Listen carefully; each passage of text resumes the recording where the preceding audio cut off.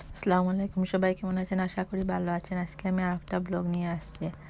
আজকে আমি 2-3টা তরকারি রান্না করব, তো আপনাদের সাথে শেয়ার করব।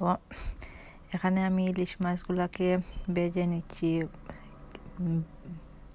তরকারি রান্না করার জন্য।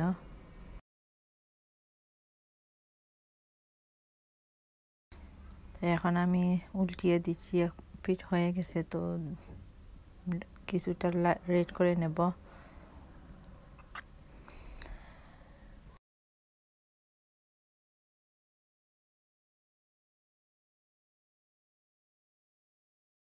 এই তো আজকে ইলিশ মাছ দিয়ে আমি ঝিঙ্গা রান্না করব, ডিফারেন্ট স্টাইলে। ঝিঙ্গা দিয়ে আমি আর কখনো খাইনি, এই প্রথম আমি রান্না করছি ঝিঙ্গা দিয়ে।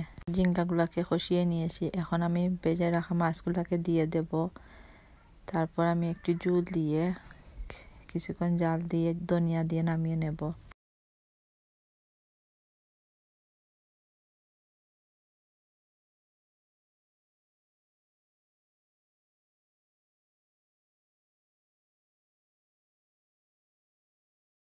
অন্যদিকে আমি একটা শাক রান্না করব আমার শাশুড়ির জন্য। তো এই তো রসুনগুলাকে দিয়ে দিয়েছি বাগারের মধ্যে,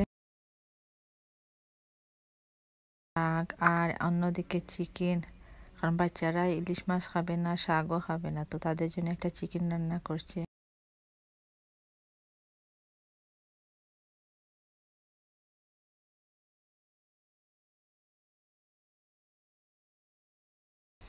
এই তো আরেকটা তরকারি টেঙ্গা বাগা দিয়ে দিচ্ছি, গোয়াল মাছ দিয়ে টেঙ্গা রান্না করব। কারণ আমি শুক্রবারে রান্না করি না, তো দুইটা তরকারি একসাথে রান্না করলে আর শুক্রবারে আমাকে রান্না করতে হবে না। এই তো পেঁয়াজটা কষিয়ে আমি টমেটো দিয়ে দিয়েছি। টমেটোগুলো কিছুক্ষণ জাল হওয়ার পর মাছ দিয়ে দেব, তারপর আমি একটু ঝোল দিয়ে নামিয়ে নেব।